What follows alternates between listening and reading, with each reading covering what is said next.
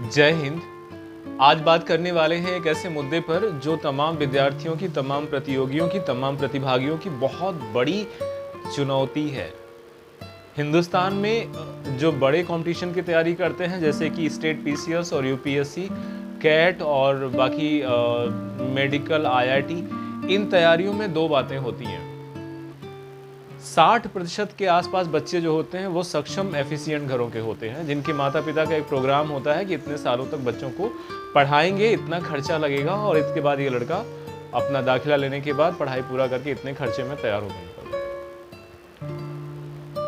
लेकिन जहां तक हम स्टेट कमीशन और यूपीएससी की बात करते हैं तो ये आंकड़ा थोड़ा डिटर करता है। ये आंकड़ा पहुंच जाता है आपका 50-50 में। 50% लोगों के गार्जियन इतने सक्षम हैं जिनके पास बच्चों की तैयारी के लिए पैसे होते हैं, लेकिन 50% गार्जियन का क्या? वो बच्चे कहाँ से अपनी तैयारी करेंगे? एक सीमित पैसे को ले आने के बाद इलाहाबाद, दिल्ली और बड़े महानगरों में जब तैयारी करते हैं, कोचिंग करते हैं, रहते हैं तो उनके लाखों रुपए खर्च हो जाते हैं। इन खर्च होने के बाद ये बच्चे अभाव में आ जाते हैं, फिर उन्हें ट्यूशन, कोचिंग आदि का हाथ पकड़ना होता है और कई लोग तो अपनी लाइन बदल देते हैं।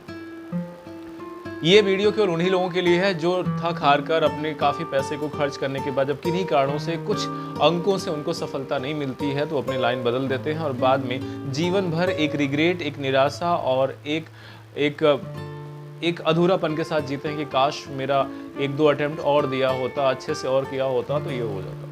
बिल्कुल आपके पास हमेशा राह होती है, राह को पकड़ने की ज़रूरत है।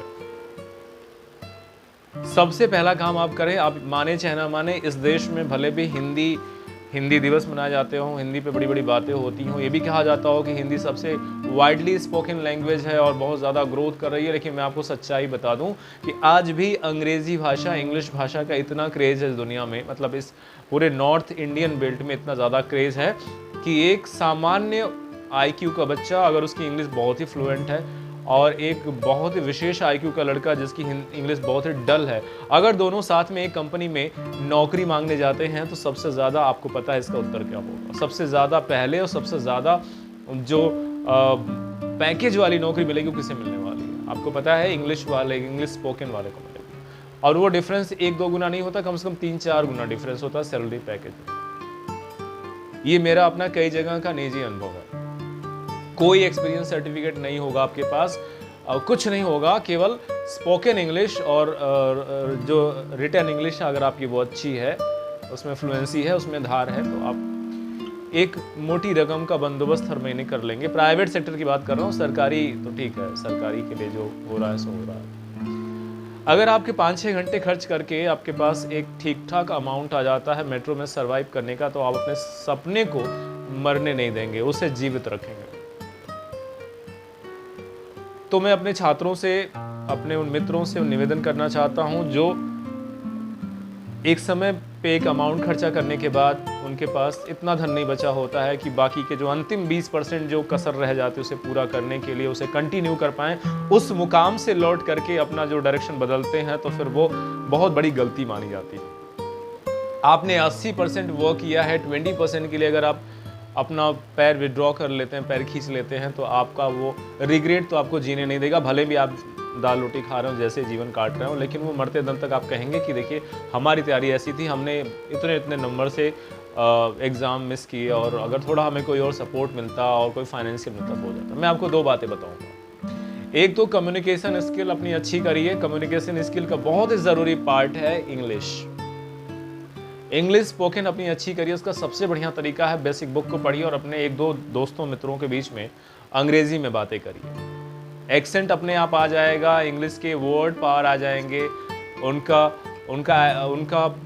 वर्ड पार आ जाएगा, उनकी फ्लुएंसी आ जाएगी। लेकिन आपको स्टार्ट करना होगा टॉकिंग, क्योंकि कोई भी इंस्टीट्यूट आपको इंग्लिश नहीं सिखा सकता। वो आपको थोड़े बहुत मेंटोरशिप कर सकते हैं, थोड़े बहुत आपको गाइडेंस दे सकते हैं, लेकिन इंग्लिश सिखाना उनके बस की बात नहीं है।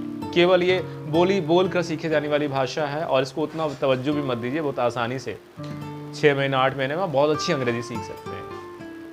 अगर आप ऐसा करते हैं तो आपके पार्ट टाइम का व्यवस्था तो हो गया।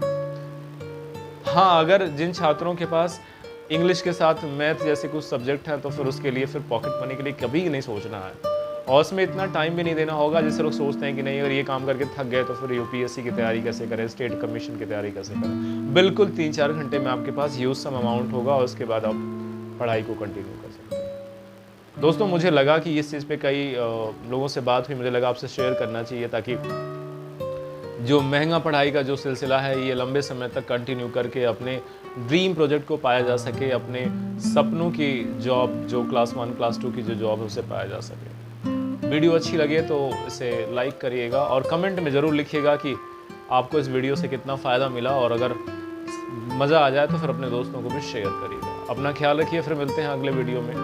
जय हिंद।